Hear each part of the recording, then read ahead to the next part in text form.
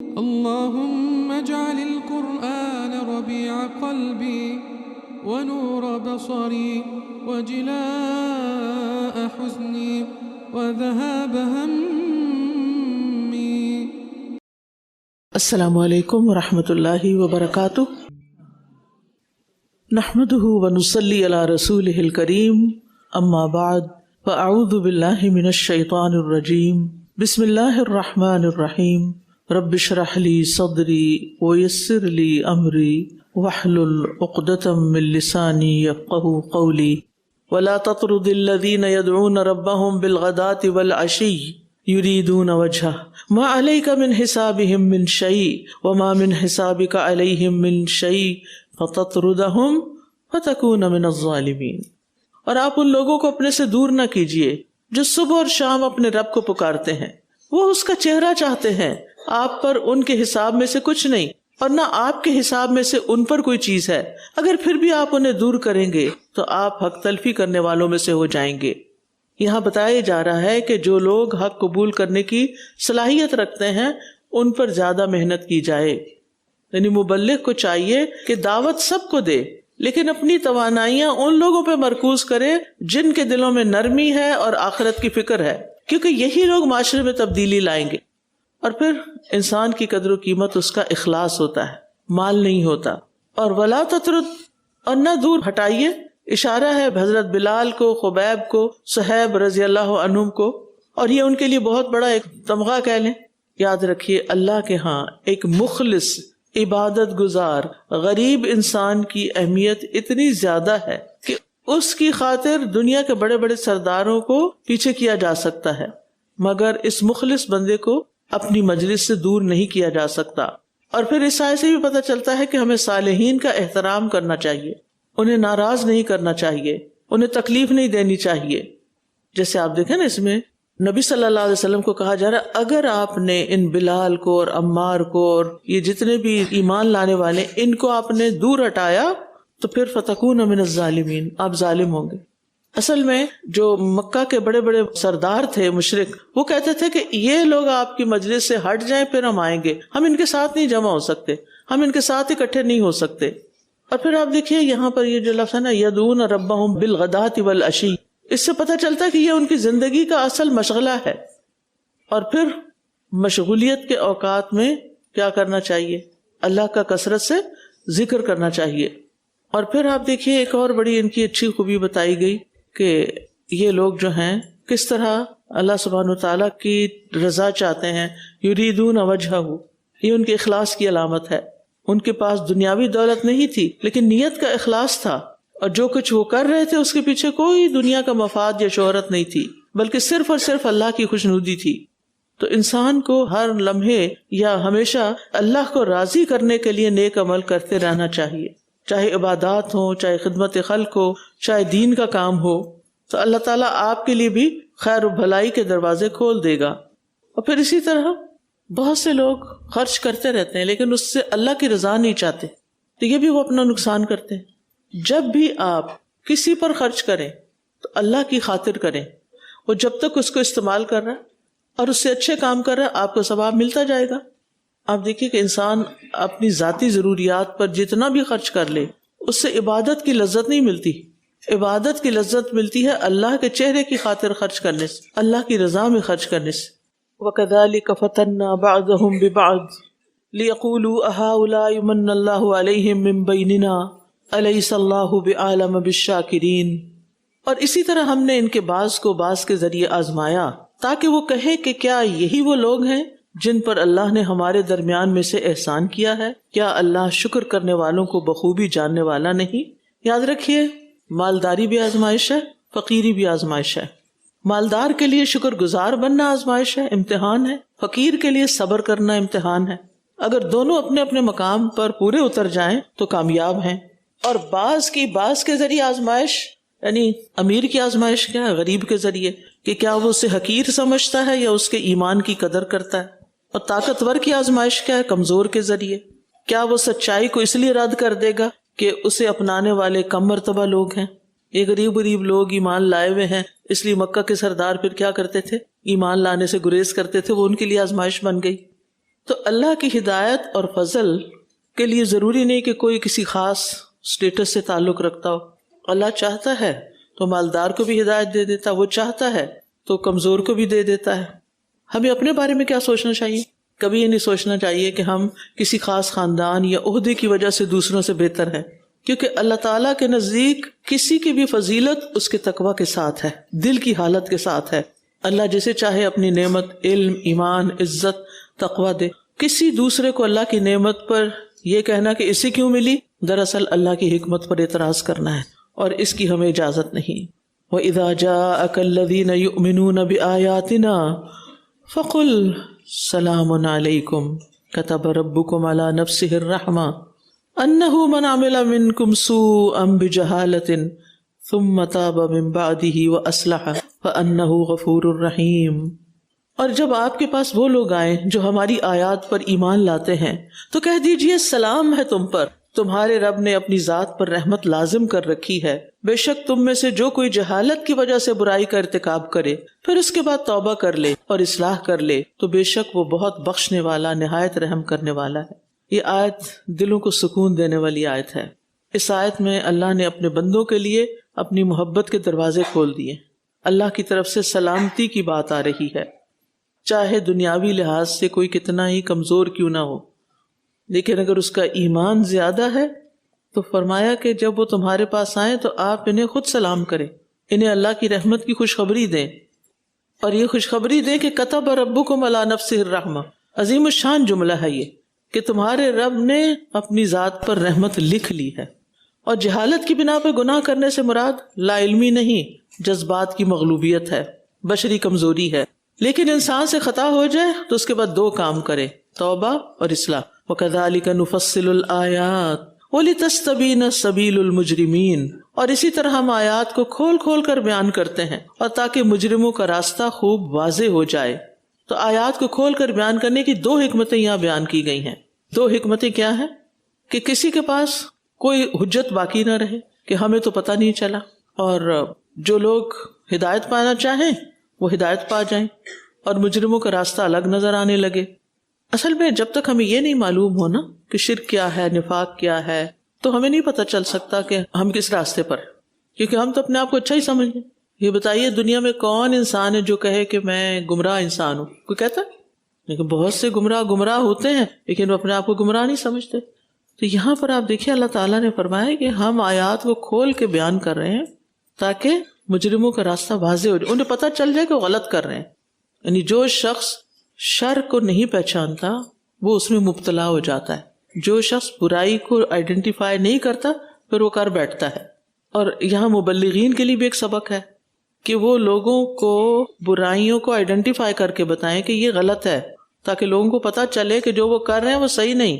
حضرت عمر رضی اللہ عنہ کہتے ہیں اسلام کی کڑیاں ایک ایک کر کے اس وقت ٹوٹیں گی جب اس میں ایسے لوگ پیدا ہوں گے جو جاہلیت کو نہیں جانتے ہوں گے، یعنی جب تک برائی کی پہچان نہ ہوگی اس سے بچنا مشکل ہوگا. ہم جو کچھ کر رہے ہیں کیا وہ سارا صحیح ہے، اس کو ہم صحیح سمجھتے ہیں یا اس میں جو کچھ غلط بھی ہے؟ اگر پتہ چل گیا کہ یہ غلط ہے تو پھر اس کو چھوڑ دینا چاہیے، وہ آگ کا انگارہ ہے جو ہم نے پکڑ کے رکھا ہوا ہے. قل آپ کہہ دیجئے انی نہیت ان اعبد الذین تدعون من دون اللہ، بے شک مجھے اس سے روک دیا گیا ہے کہ میں ان کی عبادت کروں جنہیں تم اللہ کو چھوڑ کر پکارتے ہو. کہہ دیجئے میں تمہاری خواہشات کی پیروی نہیں کروں گا ورنہ تب تو میں بھٹک جاؤں گا اور ہدایت پانے والوں میں سے نہ ہوں گا. یاد رکھیے دین خواہشات کی پیروی کا نام نہیں بلکہ وحی الہی کی پیروی کا نام ہے. اور تین اہم باتیں ہیں یہاں. نمبر 1، مجھے روک دیا گیا یعنی میرا اپنا کوئی اختیار نہیں. دوسرا، میں تمہاری خواہشات کی پیروی نہیں کروں گا. اصل میں کفار مکہ یہ چاہتے تھے کہ نبی صلی اللہ علیہ وسلم تھوڑی سی لچک دکھائیں اور ان کے طریقوں کو مان لیں. اللہ تعالیٰ نے فرمایا کہ نہیں، یہ نہیں ہو سکتا، حق اور خواہشات ساتھ نہیں چل سکتے. اور تیسری بات یہ کی گئی کہ نبی صلی اللہ علیہ وسلم فرما رہے ہیں اگر میں نعوذ باللہ وحی کو چھوڑ کر تمہارے دباؤ کی وجہ سے تمہاری خواہشات کے پیچھے چل پڑوں تو میں بھی ہدایت سے محروم ہو جاؤں گا. تو نو کمپرومائز. اور یہاں کہا تو جا رہا ہے نبی صلی اللہ علیہ وسلم سے، لیکن سبق ہے ہم سب کے لیے. کیا کہ معاشرے میں اگر شرک پھیلا ہوا ہو تو ہم نے اس کو خوبصورت دیکھ کے نہیں فالو کرنا، لوگوں کی خواہشات کی پیروی نہیں کرنی، اور بھٹکنے والوں کے ساتھ بھٹکنا نہیں، مجرموں کے راستے کو پہچاننا ہے، کیونکہ حق اور باطل کو ملا کے مکس کر کے کوئی بیچ کا راستہ کوئی نہیں، یا حق ہے یا باطل ہے، تو نجات کا راستہ حق کو فالو کرنے سے ملتا ہے۔ قل انی علی بینۃ من ربی، آپ انہیں بتا دیجئے کہ میں اپنے رب کی طرف سے ایک واضح دلیل پر ہوں۔ یعنی مومن اپنے دین پر اعتماد علم اور بصیرت کی بنیاد پہ کرتا ہے، کلیئر ایویڈنس کی بنیاد پر۔ نبی صلی اللہ علیہ وسلم کا ایمان کسی سنی سنائی بات یا اندھی تقلید پر نہیں تھا، کلیئر ایویڈنس پہ تھا۔ انی علی بینۃ من ربی، ہمیں بھی پتہ ہونا چاہیے جو ہم کر رہے ہیں بینہ کے ساتھ، کہ واضح یہی کرنے کی ضرورت ہے۔ پھر فرمایا وَكَذَّبْتُمْ بِهِ، تم نے اس کو جھٹلا دیا، اس بینہ کو۔ مَا عِنْدِي مَا تَسْتَعْجِلُونَ بِهِ، وہ عذاب مانگتے تھے، آپ نے فرمایا میرے پاس وہ نہیں ہے جس کی تم جلدی مچا رہے ہو۔ ان الحکم الا للہ، نہیں حکم مگر اللہ ہی کا، یعنی کائنات کا نظام اللہ کے حکم کے مطابق چلتا ہے، نہ کہ تمہارے مطالبات کے مطابق۔ حکم صرف اللہ ہی کا ہے زندگی کے تمام معاملات میں۔ یقص الحق وہو خیر الفاصلین، وہ حق کو بیان کرتا ہے اور وہ سب فیصلہ کرنے والوں میں بہتر ہے، اس لیے نتائج کے لیے جلد باز نہیں ہونا چاہیے، کیونکہ اللہ سبحانہ تعالیٰ لوگوں کو مہلت دیتا ہے اور اصلاح کا موقع دیتا ہے۔ ہمیں بھی یہ نہیں دیکھنا چاہیے اچھا میں نے اس کو بتایا نہیں مانا اب اس پہ عذاب آ جائے، یہ نہیں ہونا چاہیے۔ اور اس میں ان ماؤں کے لیے بھی ایک سبق ہے جو چھوٹی چھوٹی بات پہ بچوں کو بد دعائیں دینے لگتی ہیں۔ بد دعا دینا کوئی حل نہیں ہے، صبر کے ساتھ اصلاح کرنی چاہیے۔ قل لو ان عندی ما تستعجلون بہ، کہہ دیجیے اگر میرے پاس وہ ہوتا جس کی تم جلدی مچا رہے ہو، یعنی عذاب، لقضی الامر بینی و بینکم، تو میرے اور تمہارے درمیان فیصلہ چکا دیا جاتا، معاملے کا فیصلہ کر دیا جاتا۔ واللہ اعلم بالظالمین، اور اللہ ظالموں کو خوب جانتا ہے۔ یہاں اللہ تعالیٰ نے ایک بہت بڑی انسانی حقیقت بیان کی ہے، یعنی انسانی جذبات بمقابلہ الہی حکمت۔ انسان جلد باز ہے، جلد گھبرا جاتا ہے، لیکن اللہ سبحانہ تعالیٰ ہر چیز اپنی حکمت کے ساتھ صحیح وقت پر کرتے ہیں۔ اس کا یہ مطلب نہیں کہ اگر تاخیر ہو رہی ہے تو اللہ کو پتہ نہیں کہ ظالم کون ہے۔ واللہ اعلم بالظالمین، اللہ ظالموں کو خوب جانتا ہے۔ یہ ظالموں کے لیے خاموش خوفناک وارننگ ہے۔ اگر کوئی یہ سمجھے کہ میں غلط کر رہا ہوں عذاب تو کوئی نہیں آ رہا، تو یہ اللہ کی ڈھیل ہے، لیکن جب جڑ کٹے گی تو پھر کچھ نہیں بچے گا۔ مہلت کو غنیمت جانے، نہ کہ بحث مباحثہ کر کے حق بات کرنے والے کو ٹلا دیں۔ وَعِندَهُ مَفَاتِحُ الْغَيْبِ لَا يَعْلَمُهَا إِلَّا هُ، اور غیب کی کنجیاں اسی کے پاس ہیں جن کو اس کے سوا کوئی نہیں جانتا۔ وَيَعْلَمُ مَا فِي الْبَرِّ وَالْبَحْرِ، اور وہ جانتا ہے جو خشکی میں اور سمندر میں۔ وَمَا تَسْقُطُ مِن وَرَقَةٍ إِلَّا يَعْلَمُهَا، کوئی پتا نہیں گرتا مگر وہ اس کو جانتا ہے۔ وَلَا حَبَّةٍ فِي ظُلُمَاتِ الْأَرْضِ، اور نہ کوئی دانہ زمین کے اندھیروں میں، جو بھی انسان اگاتا ہے دانہ زمین میں ڈالتا ہے اندھیرے میں چلا جاتا ہے، انسان کو خود پتہ نہیں ہوتا کہ دانہ کہاں ہے۔ وَلَا رَطْبٍ وَلَا يَابِسٍ، نہ کوئی تر چیز نہ کوئی خشک چیز، إِلَّا فِي كِتَابٍ مُبِينٍ، مگر ایک واضح کتاب میں ہے، سب کچھ لکھا ہوا ہے، اللہ کے ریکارڈ میں ہے۔ تو اس آیت سے پتہ چلتا ہے کہ ایک تو اللہ کے فیصلوں کا وقت مقرر ہے، کائنات کی ساری تبدیلیاں اور واقعات ایک واضح کتاب میں لکھی ہوئی ہیں جو ہزاروں سال پہلے لکھی گئی تھی۔ دوسری بات یہ کہ غیب کے تمام حقائق کا علم اللہ کے پاس ہے۔ پھر یہ کہ ہر چھوٹی سے چھوٹی مخلوق کا بھی اللہ کو علم ہے، چھوٹی سے چھوٹی مچھلی ہو، ریگستانوں کے حشرات ہو، کسی دور پار جگہ میں کسی درخت کا ایک پتا گرا ہو، کسی انسان نے نہیں دیکھا، وہ بھی اللہ کو پتا ہے۔ اور پھر جب خزاں کا موسم ہوتا ہے ہزاروں لاکھوں کروڑوں پتے گرتے ہیں، سب اس کو ایک ایک پتے کا حال جانتا ہے۔ اللہ سے کوئی چیز چھپی ہوئی نہیں۔ ایک چھوٹا سا بیج جو زمین کے اندر پھوٹنے کی کوشش کر رہا ہوتا ہے وہ بھی اللہ کو پتا ہے۔ اسی طرح ہمارے دل کے اندر جو مچل رہا ہوتا ہے وہ بھی پتا ہے، ہمارا جو آنسو گرتا ہے وہ بھی اس کو پتا ہے، ایک پریشان دل کی آہ یا مظلوم کی دعا وہ بھی اس کو پتا ہوتا، وہ سن رہا ہوتا ہے۔ ہر تر اور خشک کو بھی وہ جانتا ہے، ایک ایٹم یا ایک سیل بھی نہیں انسان کے جسم میں جس سے وہ واقف نہ ہو کہ وہ صحیح کام کر رہا ہے یا بگڑ رہا ہے اور کینسر بننے لگا ہے۔ اللہ کے اس علم کے آگے کسی اور کے علم کی کوئی حقیقت ہے؟ پھر ہم انسانوں کے علم سے تو بڑے امپریس ہوتے ہیں اور اللہ کی عظمت کا اعتراف نہیں کرتے۔ اس سے بتانا کیا مقصود ہے؟ اے انسان تم کہیں بھی چلے جاؤ، کہیں بھی چھپ کے کوئی غلط کام کرو، سب اللہ کو پتا ہے۔ تمہارے ماں باپ کو نہ پتا ہو، تمہارے دوستوں کو نہ پتا ہو، اللہ کو سب پتا ہے۔ الا فی کتاب مبین، وہ لکھا ہوا بھی موجود ہے۔ اس لیے تم اللہ کو دھوکہ نہیں دے سکتے اور اپنی جھوٹی دلیلوں سے اس کو تسلی بھی نہیں دے سکتے، اور نہ وہ تمہارے جھوٹے عذر سنے گا۔ وَهُوَ الَّذِي يَتَوَفَّاكُم بِاللَّيْلِ، اس کی مزید قدرت کی نشانی، اور وہ وہی ہے جو تمہیں رات کو فوت کرتا ہے، ہر رات تم ایک موت کے منہ سے گزرتے ہو نیند کی حالت میں۔ وَيَعْلَمُ مَا جَرَحْتُم بِالنَّهَارِ، اور وہ جانتا ہے جو تم دن کو کمائی کرتے ہو۔ ثُمَّ يَبْعَثُكُم فِيهِ، پھر وہ تمہیں اس میں اٹھاتا ہے یعنی دن میں، لِيُقْضَىٰ أَجَلٌ مُّسَمًّى، تاکہ وقت مقرر پورا کیا جائے۔ زندگی میں ملنے والا ہر دن ہمارے وقت مقرر کی طرف بڑھ رہا ہے، ہمیں آگے لے جا رہا ہے۔ ہم سمجھ رہے ہیں ہم بڑے ہو رہے ہیں، جبکہ حقیقت میں ہم چھوٹے ہو رہے ہوتے ہیں۔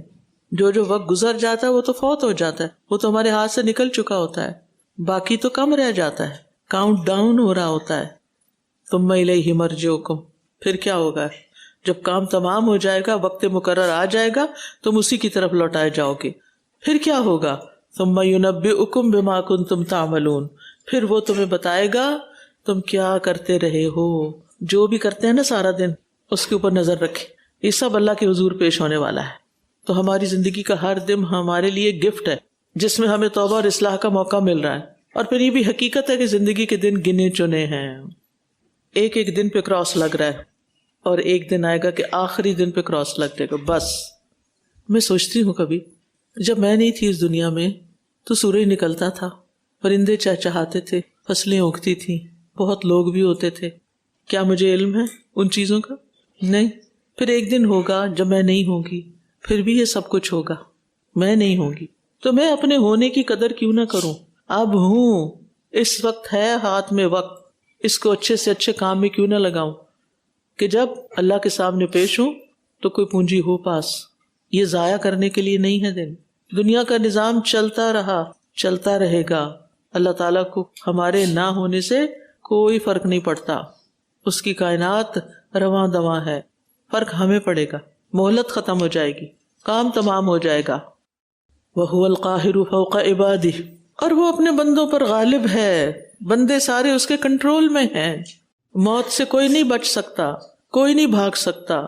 وَيُرْسِلُ عَلَيْكُمْ حَفَظًا، اور وہ تم پر نگہبان بھیجتا ہے یعنی فرشتے جو انسان کی حفاظت کرتے ہیں، اسے حادثات اور آفات سے اس وقت تک بچاتے ہیں جب تک زندگی کی مدت باقی ہے، اور جب موت آ جاتی ہے پیچھے ہٹ جاتے ہیں اور انسان اس حادثے کا شکار ہو کے ختم ہو جاتا ہے۔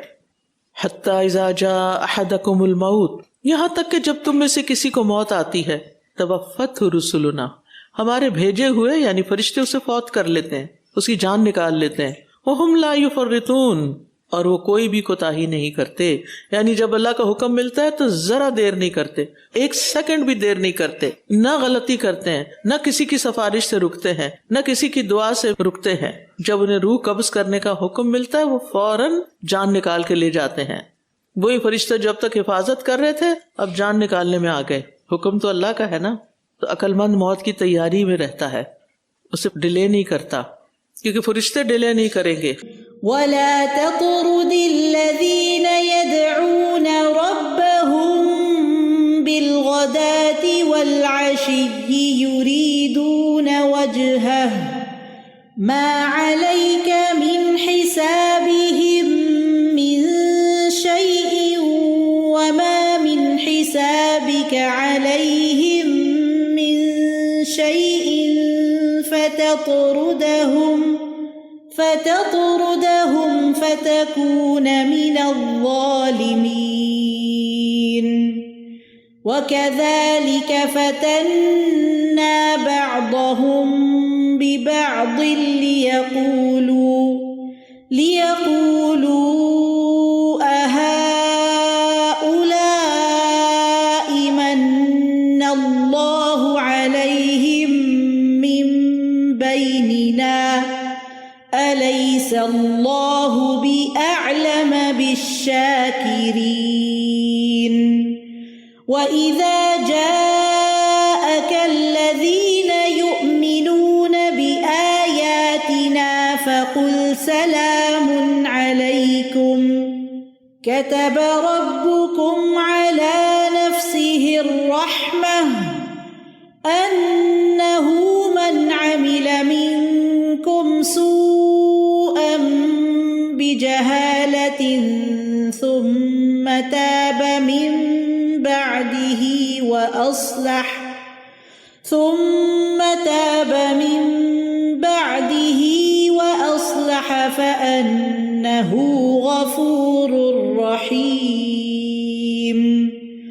وكذلك نفصل الآيات ولتستبين سبيل المجرمين قل إني نهيت أن أعبد الذين تدعون من دون الله قل لا أتبع أهواءكم قد ضللت إذا وما أنا من المهتدين قل إني على بينة من ربي وكذبتم به ما عندي ما تستعجلون به إن الحكم إلا لله يقص الحق وهو خير الفاصلين قل لو أن عندي ما تستعجلون به لقضي الأمر بيني وبينكم والله أعلم بالظالمين وعنده مفاتح الغيب لا يعلمها إلا هو ويعلم ما في البر والبحر وما تسقط من ورقة إلا يعلمها ولا حبة في ظلمات الأرض ولا رطب ولا يابس إلا في كتاب مبين وهو الذي يتوفاكم بالليل ويعلم ما جرحتم بالنهار ثم يبعثكم فيه ليقضى أجل مسمى ثم إليه مرجعكم ثم ينبئكم بما كنتم تعملون وهو القاهر فوق عباده ويرسل عليكم حفظه حتى إذا جاء أحدكم الموت توفته رسلنا وهم لا يفرطون اللهم اجعل القرآن ربيع قلبي ونور بصري وجلاء حزني وذهاب همي